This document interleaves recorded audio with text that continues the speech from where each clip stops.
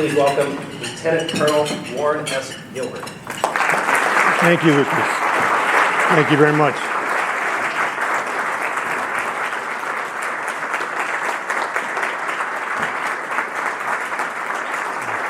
Thank you. Can you hear me with this mic, or do I need this one? Can you hear me all right?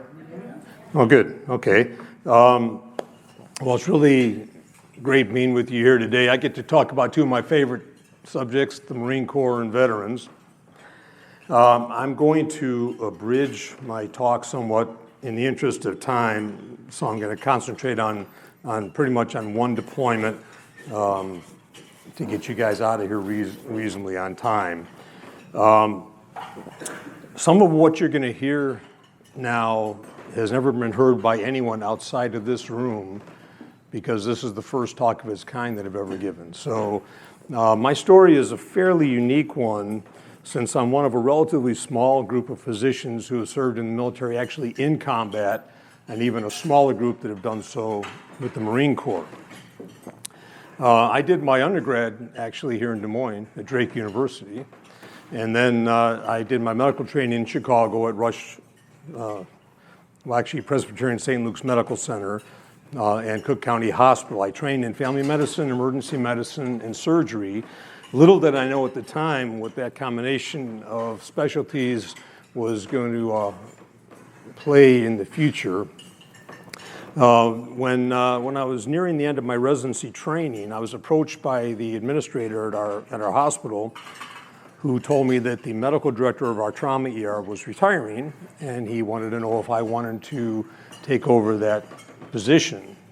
I said, well, yes, I would. So for the next 8 years, I worked in and ran the trauma ER at our hospital, in addition to doing part-time family medicine and general surgery. It was a busy trauma ER. We saw over 30,000 visits a year. And after 8 years of the gunshots, the stabbings, the rapes, the drug abuse, the drug overdoses, the child molest, you name it, the cardiac after cardiac after cardiac, I got burnt out, and I needed to get out of Chicago. So I moved my family to Reno, Nevada, where I continued to practice family medicine, emergency medicine, and surgery, but at a much less intense level. And then the first Gulf War hit.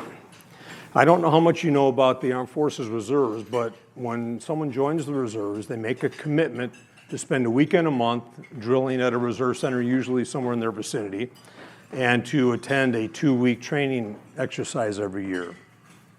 If they do that for 20 years, then they get a nice little retirement out of it.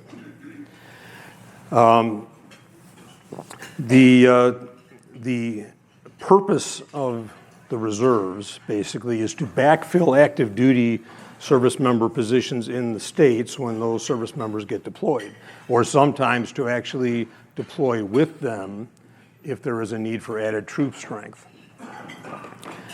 Between the end of the Vietnam War and the first Gulf War, things were pretty quiet from a military standpoint. There weren't any major conflicts, so a lot of physicians joined the reserves. Gave them a chance to do something, play 1 weekend a month, get a free 2-week vacation and a nice retirement after 20 years if they stuck with it. Well, when the Gulf War occurred, a lot of them got mobilized, which means they're away from their families and their medical practices for several months. As a result, at the end of the first Gulf War, half of the reserve physicians left the reserves. The ones that had their 20 years and retired, the rest of them just resigned their commissions. Now that left a major need for physicians in the reserves. I had a physician friend in Reno who was with the Navy Reserves. We were talking one day and he was explaining this to me, and he said, you know, you really ought to consider joining the reserves because they could really use someone with your qualifications. So I thought about it, and while other physicians were bailing out of the reserves, I joined the reserves. So I started drilling at the Navy and Marine Corps Reserve Center north of Reno, doing my monthly drills and the 2-week ATs. And then September 11th, 2001 occurred. I don't know about you, but that really rocked me to my core. I became very angry, anxious. I was sort of a bear to live with, and I wanted revenge, basically. It was on my mind constantly, day and night. So sometime in 2002, I was approached at one of the drill weekends by the CEO of our co-located 4th Forest Marine Recon Company, who told me that the OIC commanding officer of their medical detachment was retiring, and he wanted to know if I'd be interested in assuming that command, if he could get the Navy to cross-assign me out to do so. I said, absolutely. So he put the request in, the Navy granted it, so I started drilling with the Recon Company. Many of our drills were at the Mountain Warfare Training Center in Bridgeport, California, where we would do mountain warfare training, cold weather survival training, wilderness survival training, or sometimes we would get on board Black Hawk helicopters on a Friday night, helo over to this mock little plywood town that was built in the desert east of Fallon, Nevada, near the mountains. We'd drop in under cover of darkness and train in night ops and urban warfare, and then during the day do weapons and demolition training, and then helo back to the Reserve Center on Sunday afternoon. So this went on until March of 2003. I remember being at the Highway Patrol office in Elko, Nevada, performing annual state physicals on the officers, and I got a phone call from our Reserve Center. The person on the line said, you need to get back to Reno right away because you're being deployed in 2 days for the war with Iraq. Well, you might think that when you get a phone call like that, it might make you a little anxious, but in point of fact, when I hung up the phone, a calm came over me that I hadn't felt in almost 2 years. It was strange. All of a sudden, I just had this catharsis because I knew we were going to get our revenge finally. So the thing is, I was technically still a part of the Navy, even though I was cross-assigned out to the Recon Company. And my gaining command was Bremerton Naval Hospital in Bremerton, Washington, which, as it turns out, was also the primary fleet hospital for the war with Iraq. During the first 6 weeks of the war, the fleet hospital saw something like 600 casualties and performed about 250 surgeries. The deployment ended in October. Before we headed home, they had an awards ceremony at the hospital, and I was awarded the Navy and Marine Corps Commendation Medal for my services during the deployment. In January, I got a phone call from an Admiral Andrus, who said he was calling to congratulate me on being the recipient of the Amcon Award for 2003. And I said, what's the Amcon Award? I'd never heard of it. So he laughed and he said, well, AMCON stands for Association of Medical Corps Officers of the Navy.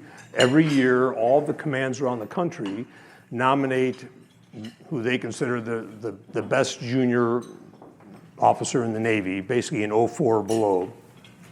And a committee of admirals reviews all those nominations and they make a selection, and I was selected.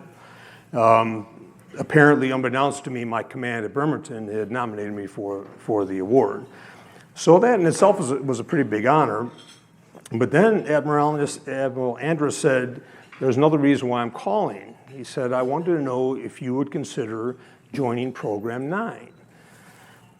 Again, I didn't know what Program 9 was. So it was a little factoid for you.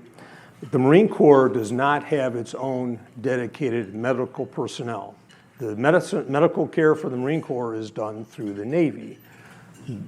Both the Marine Corps and the Navy are both branches of the Department of the Navy. The Marine Corps is the men's department. I just wanted to see if you were still awake. So the Marine Corps humor. I can say that because I'm actually dual ranked. I'm a commander in the Navy and a lieutenant colonel in the Marine Corps, and we'll get to that in a minute. But Program 9 is comprised of physicians and corpsmen who leave the Navy and are taken in under command and join the Marine Corps. They actually are the trauma element for the Marine Corps for deployments. And it's done through the 4th Medical Battalion of the 4th Marine Division. And once you make that transfer, you basically are in the Marine Corps. You fall under all the Marine Corps standards, body standards. You have to pass your physical readiness testing twice a year. You have to maintain your weapons qualifications every year, everything from the M9 pistol through the 50 cal machine gun. If you fail any one of those aspects, you're out. It doesn't matter what you do, what your MOS is for the Marine Corps, whether you're a recon Marine, an admin guy at a computer, or a physician. If you fail any of those, you're done, okay? So I told Admiral Innes, I said, this sounds really interesting, but I really like my recon unit. Is there any way I could still stay involved with them at all? And he said, I tell you what, if you agree to join Program 9, we will allow you to drill with your recon unit as long as you drill at the headquarters, the 4th Medical Battalion headquarters at Miramar Marine Base in San Diego once a quarter. I said, yes, sir, Admiral Innes, I'll join Program 9. Well, that was a life-changing decision for me. So it was probably about 2 months later. I had yet to drill with the headquarter battalion when I got a phone call from the XO of the battalion who said, I'm calling to tell you that you're being deployed. I said, really? Deployed when? He says, I can't tell you that. I said, deployed where? He says, I can't tell you that either. He said, it's classified right now. The mission is still in the final planning stages and has to be approved by President Bush. It's a high-profile mission, but I'm calling because I need you to be the primary trauma physician with a unit that is going to deploy into combat. All I can tell you is it's somewhere in the desert. I said, Captain Boglin, are you aware that I just got back from a deployment 6 months ago with the war in Iraq? He says, yes, I'm aware of that. He said, but this is a high-profile mission, and we really need someone with your qualifications to do this because it's the first mission of its kind with the Marine Corps. And if you don't agree to do it, I have to try to find someone else who can fill that role. So now he really it piqued my interest. So I said, okay, I'll do it. So he said, okay, great. I'll be back in contact with you soon. So what you have to understand is the Marine Corps figured out that in every conflict, up to and including the Vietnam War, the majority of combat casualties that died on the battlefield died from either blood loss or a delay in them receiving care for their injuries. The care was basically performed by medics who were, for the most part, inadequately trained and definitely inadequately equipped to handle severe combat injuries in the field. So they were trying to figure out how to improve their survival statistics, and they came up with this idea of, well, why don't we try deploying physicians with the infantry troops in combat so they're there during the combat to take care of the injuries as they occur. And guess who their guinea pig was? So a couple of weeks went by. Captain Boglin called me back in and said, okay, missions planning is completed. President Bush authorized it. And the mission is that you will be the primary trauma physician with a specialized combat medical unit that has been handpicked from commands around the country. You're going to attach to the 1-6 Recon Battalion out of Camp Lejeune, and you're going to be going into combat in Afghanistan to stop the Taliban from blocking the presidential elections that are supposed to occur that year in September. And he said, we've come up with a name for your unit, and we're going to call it a shock trauma platoon. So now I need that PowerPoint. So in essence, I was going to be deploying into combat in Afghanistan with a unit that I had never met, never trained with. And we're going into combat together. So this talk about shock trauma platoons. This is a PowerPoint that I subsequently put together after that deployment to use as a training tool. And the premise of the shock trauma platoon is basically taking medical care to the fight. This is sort of what a setup would be for a typical shock trauma platoon, where you've got a triage area, a treatment tent, and then there's another tent behind here that's like a holding tent. This is sort of what it would look like just in a training exercise. The premise, again, is to deploy medical personnel with the infantry troops in combat, so they're actually there when the casualties occur.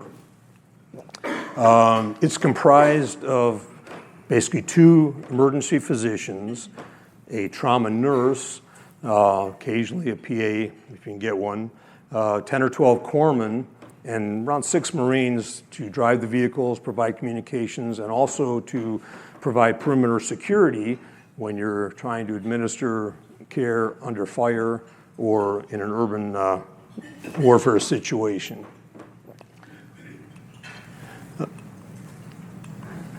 It has all of its own equipment, its own vehicles, and there's a number of different layouts for it. The one I prefer is this one because it tends to flow better. There's a number of scenarios that it can be used for. Again, this was for training purposes, which I'm not going to bore you with, but this is the way it's used primarily, where you would set up at a fire base and then go out on missions from the fire base or accept casualties to the shock trauma platoon or STP from other operations in the area. In a convoy, when you would join a major convoy, this would be sort of the configuration of the STP. And again, the communications were basically handled by our enlisted Marines, and like I said, they would provide security for us when we're actually under fire trying to take care of people.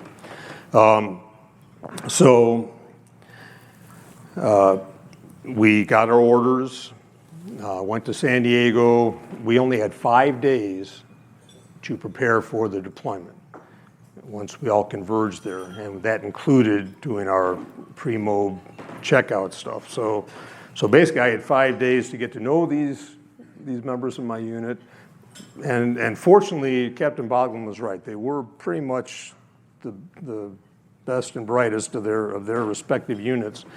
So they knew what they were doing. Went through some combat medicine briefs with them and evaluated their surgical, their suturing techniques and things like that.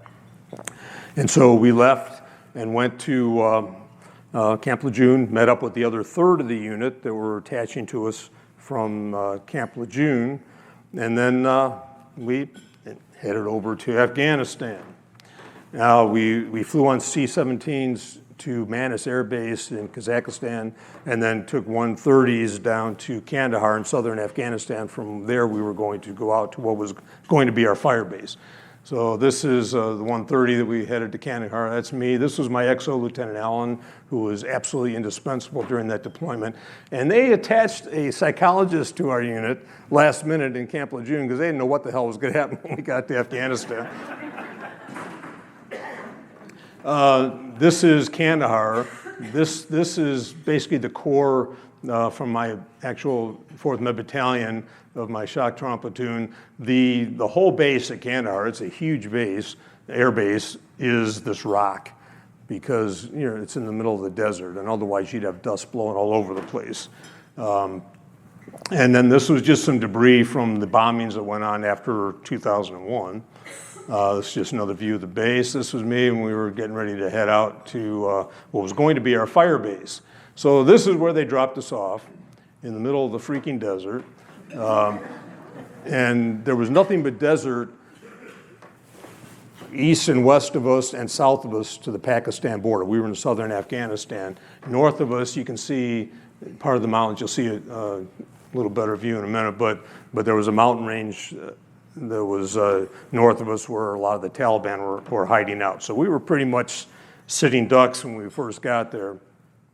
And basically our fire base was tents, command tents, big GP tents, and our individual tents, like these. That was the command tent. There's our tents again. Now, what started happening almost immediately when we got there was we started getting mortar attacks about every third night. The Taliban would come down from the mountains. This is my tent, by the way.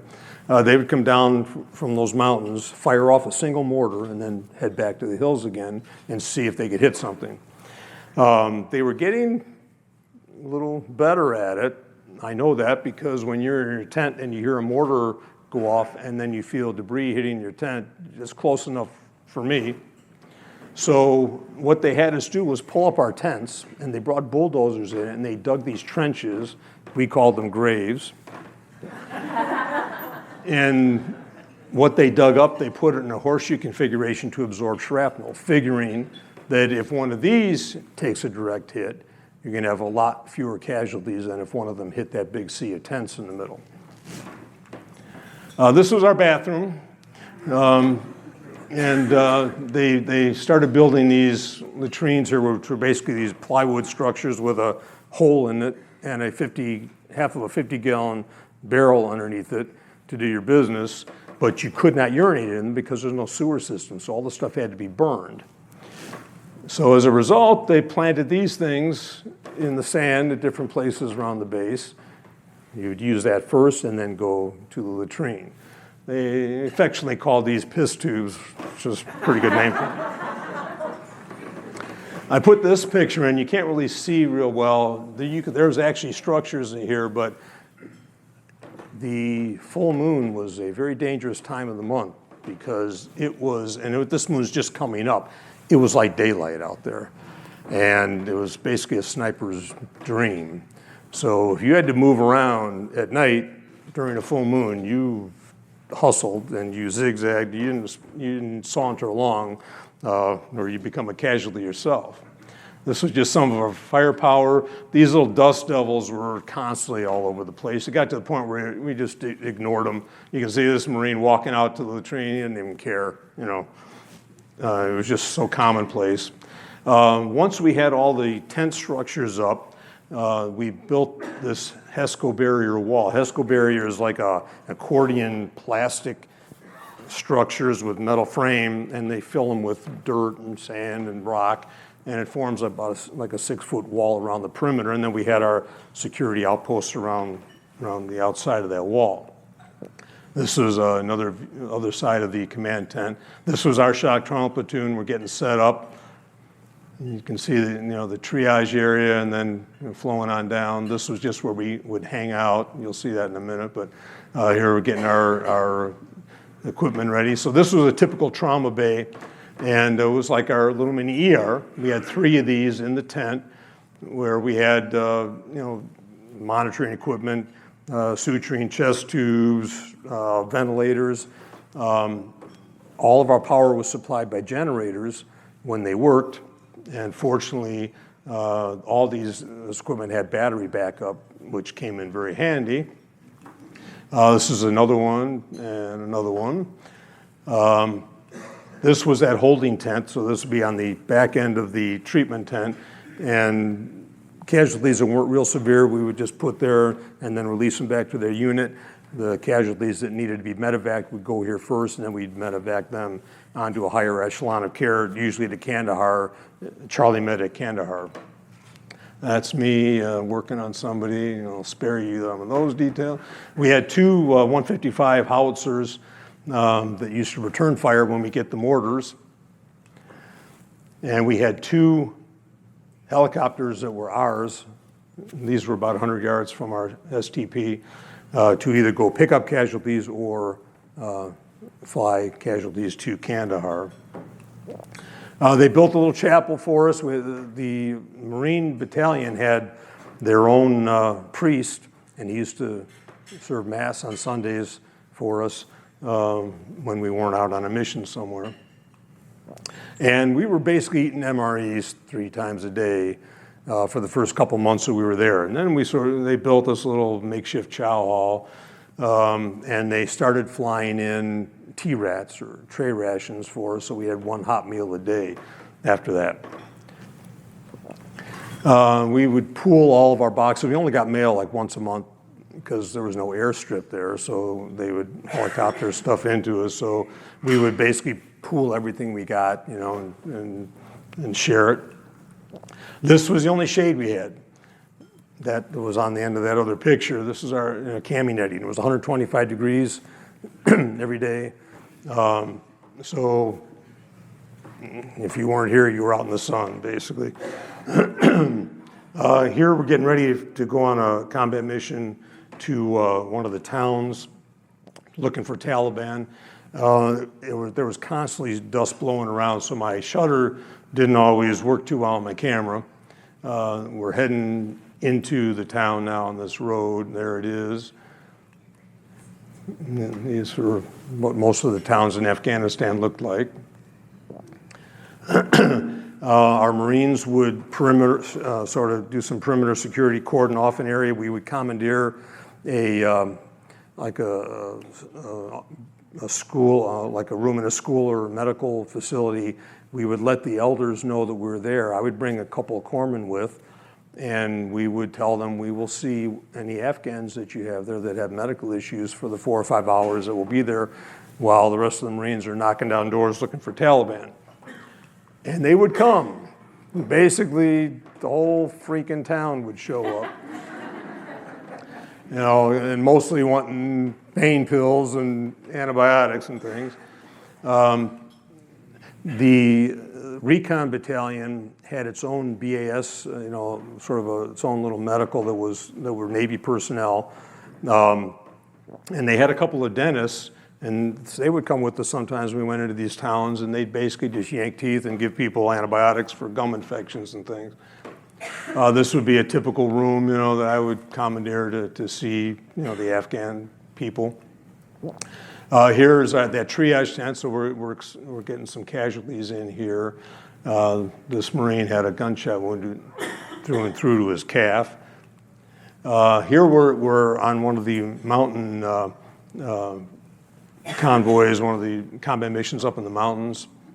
We would usually either bring some local Afghans or Afghan National Army with us because they knew the areas, so they would act sort of as guides. Here we are sort of humping through the mountains. This is not fun times, particularly when you're in your mid-50s doing this stuff. So on a typical mission, when we would convoy, it wasn't a question of if, it was a question of when you were going to get attacked, because we would get our intel from the warlords because they hated the Taliban, because the Taliban were like the mafia there, and they'd shake them down, take all their drug money. So they'd tell us where the Taliban are hiding out, so we would plan a mission to go where they are. So typically, you'd be convoying along, you'd start getting small arm fire or RPG rocket fire at the convoy. So you stop, get out of the vehicles, return fire, call in air support, and the Apache helicopters would fly in, fire off the missiles, and end of story. And you just go up and start counting body parts, or anybody that survives, we would capture and for interrogation. This man here is alive, basically. He survived one of the missile attacks. I spent hours putting him back together so we could keep him alive to interrogate him. I'm going to skip through a few of these pictures because some of these guys didn't make it. Most of them would literally be vaporized. There'd be nothing there. You know, and some of them maybe were more peripheral, would die from blast injuries and things. And like I say, literally there was maybe only 1 or 2 that would ever survive these attacks that we would capture. Most of the ones that were captured during the urban maneuvers that we did. There's one of the Marines in his foxhole at night, a little campfire going. This was a little weapons cache that we got out of one of the caves in those mountains we were humping through there. Again, we broke an axle on one of the Humvees on one of the mountain roads there, and we just left it there. This, I can't remember now if we were going to pick up a casualty or if we were on our way back with a casualty to Kandahar. This is a CH-53, had 50 cals on either side. Since I was basically the trauma surgeon for the deployment, not uncommonly I would fly with casualties to Kandahar, spend a couple days in surgery with the trauma surgeon and the orthopedic surgeon, and then helo back to the fire base. The way the missions worked is that since there was two of us, when one would go on a mission, the other would stay at the fire base to accept casualties. It was a joint task force mission with other services. We had Army Rangers, we had Delta Force, we had SEALs, we had 82nd Airborne. So like I say, there was casualties coming in from combat operations all over the place. There's just another Dust Devil. This is just a view out of the back of one of the 53s. Here we are on another mission. These are Afghan National Army vicious fighters. These guys, vicious. Again, another convoy. Here we're back at Kandahar before we demoed back to the States, and this was one of the frequent sandstorms that would come through, which is why they always had this rock here, because otherwise you'd be in constant dust all the time. So a little food for thought for you. You can put up that other one. I'm sure everyone in this room has either been a patient in an ER or accompanied someone who was a patient in an ER, or at the very least has seen one of these shows like Grey's Anatomy or ER or Chicago Med, whatever, where the emergency room doors fly open, they wheel in all these patients on gurneys, and they're surrounded by a bunch of doctors and nurses and hospital staff. They're shouting out, we need, for lab work, x-rays, CT scans, MRIs. This one needs to see an orthopedic surgeon. This one needs to see neurosurgeon. This one needs to see a cardiovascular surgeon. This one needs to go to OR right away. All of this done in a relatively safe, clean, well-lit environment with every lab, x-ray, and specialist available within minutes. So compare that to being the only trauma doctor in a 200-mile radius working out of a tent with no lab, no x-ray, no on-site surgical capabilities. Oftentimes your only light source being your headlamp when the generators weren't working, which was not uncommon. In 125-degree heat with daily sandstorms lasting a couple hours where you can't literally see your hand in front of your face. And your only medical backup being your corpsman, whose training is basically whatever you've taught them. And they're basically your eyes and ears to help prioritize casualties, because you can only see one at a time, and to sort of direct you, and getting 4, 5, 6 casualties in at a time sometimes, and do this day after day for 6 months. So welcome to my world. Well, I'm happy to report that the mission was very successful. It was it was the most physically and emotionally challenging thing I've ever done, but extremely successful. We basically reverse the statistics. Historically, 95% of the injuries, the severe injuries that we treated would have died or did die in previous conflicts. In our case, 95% of the injuries that were alive when we got to them or they got to us, we saved. So the Marine Corps was thrilled. It worked great. So they were right, basically, with their supposition that that's the only way you're going to make things better is be there when it happens. As a result, when we got back to the States, I was tasked with forming up 4 of these shock trauma platoons in our battalion, which I did. And I spent the next few years training physicians and corpsmen with the shock trauma platoons, arranging field exercises for them. I developed the mass casualty protocols for the battalion, and we would do mass casualty exercises, and that's what I did for the next few years. I'm going to skip, like I say, I just wanted to concentrate on that deployment primarily. We did go back to Iraq for the surge, for an 11-month deployment, and I was, after that deployment, it was another successful deployment. After that, I was appointed the senior medical officer for the battalion, changed my billet to the OIC of the medical detachment at the headquarters battalion at Miramar, and then continued to do what I was doing with the shock trauma platoons, training and all that, until I retired in 2012. When I retired, I did three things. Number one, I wrote a book, a memoir, which I brought some. The second thing I did was I founded an organization called Nevada Veterans for Veterans. For the last 6 years, we've been helping veterans in Nevada with issues like homelessness, unemployment, PTSD. We have a psychology group that treats veterans for free if they don't have any other source of payment, or with money we pay them. Basically out of the monies we make through small private donations and from our fundraisers that we have throughout the year. We'll get a few thousand here and there. So we're basically have a shoestring budget. None of us take a salary. No one works in my foundation, makes a dime. Every dime we bring in goes to the veterans. We are associated with the Veteran House, so we house actually 30 homeless veterans at a time. And we literally take them in off the street, by the Truckee River, wherever. I've got a guy that goes out and does that, and we can only handle 30 at a time, but we bring them in, house them, clothe them, feed them. We take care of their medical issues that are the reason they're homeless in the first place, and then find them jobs, get them trained, get them a job, get them set up in an apartment when they're making money, and then fill their spot with another homeless veteran. So I've been doing that for the last 6 years, and so we're always looking for donation. We're constantly trying to get funding so we can help more veterans.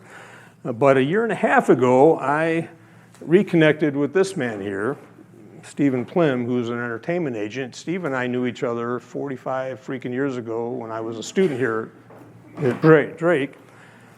And we reconnected through LinkedIn. He read my book. He called me up and said, you know what? I have an idea for a way that you can help veterans on a national level through a TV show. He said that, what he envisioned was sort of a Dr. Phil or Dr. Oz kind of thing, where I'd be a moderator and it'd be a small set. We would address a different issue affecting veterans every year, whether it's homelessness, PTSD, drug and alcohol abuse, spousal battery, anger management, you name it. There's a list a mile long. And we would bring in experts to discuss it, bring in veterans to tell their stories, and this would go out nationally, so it would be educational, bring awareness to America, basically, and enlist the help then of employers, physicians, whatever, watching it to help veterans in their area. So he and I put together an outline, a pro forma. We went to a couple of producers with it. They liked it. They thought it was a great idea, great concept, but they didn't think it would make them enough money, so they turned us down. So, I'm not one to give up easily, and so I started self-producing it. And I rented a studio, I hired a cameraman to do my video work and editing. We taped a couple of pilot episodes, and Mr. Plim there is in the process now of trying to get those syndicated, trying to get someone to pick it up for syndication, in which case we will do a bunch of other episodes to get it out to the public. In the meantime, again, I'm trying to raise funds because I'm paying for this out of my own pocket, basically, and it's draining my bank account. So again, we're actively trying to find funding sources. In the meantime, he's doing his thing to try to find someone that'll syndicate it. If I can get someone to pick it up for syndication, I'm sure I can get someone that's going to put some money into it to help us, put these shows together so we can go on location wherever we need to do. So that's been my life for the past 20 years. I still practice medicine about 3 days a week, part-time, because the rest of my time is spent on veteran issues. That's my passion right now. So before I close, I did bring some books with. If any of you want to buy one, I wouldn't even know what to charge you for them. That's why I'm not putting a price on. Whatever you want to pay, I don't care. All the money's going back to our veterans anyway. I'm not, I got them from the publisher. I bought them and I'm selling them. So the money's going to the veterans. But I'd be happy to personalize them and happy to talk to any of you that want to stick around. Also, I don't know if any of you are planning on attending the banquet tonight. I don't know if you know about it, for the Puppy Jake Foundation. It's an event for veterans to, again, raise money for the Puppy Jake Foundation, which is a great organization. I'm going to be speaking at that as well, although the talk is going to be totally different than this. So if you're planning on going, or I would encourage you to go, maybe check with Ben and getting tickets, totally different talk. It's going to be basically on veterans and veteran issues. I think it'll be fairly entertaining. So I encourage you to consider that. It's going to be a great event, and it's a great cause, and all the money is going to veterans. So with that, I will close. Again, it's been a pleasure being here. Hey, I'm 2 minutes early. Hell, when you tell a Marine, give them a time, that means 15 minutes earlier than whatever you tell them. So I'm actually a little late, but anyway. He thought he had 2 hours to talk. He said you have 60. Oh, I could talk for 5 if you need me to, but I wanted to get that one deployment through anyway. I didn't bother talking about the rest of the stuff, but anyway, thank you so much for your attention. God bless America.